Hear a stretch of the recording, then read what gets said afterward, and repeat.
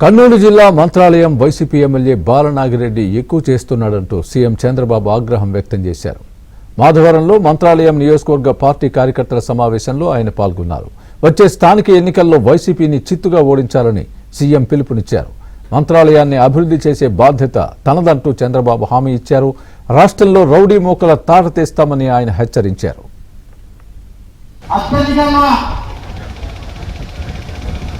అత్యధిక సంఖ్యలో బీసీ జనాభా కలిగిన మంత్రాలయం నియోజకవర్గంలో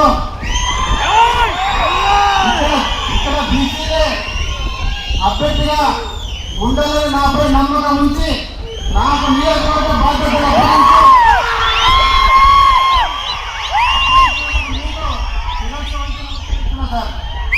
మంత్రాలయాన్ని అభివృద్ధి చేసే బాధ్యత తనదంటూ చంద్రబాబు హామీ ఇచ్చారు. రాష్ట్రంలో రౌడీ మూకల తాట తీస్తామని ఆయన హెచ్చరించారు.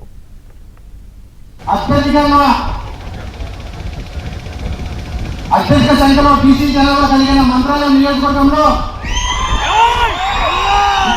ఇక్కడ బీసీలే అభ్యర్థిగా ఉండాలని నాపై నమ్మకం ఉంచి నాకు నియోజకవర్గ బాధ్యతలు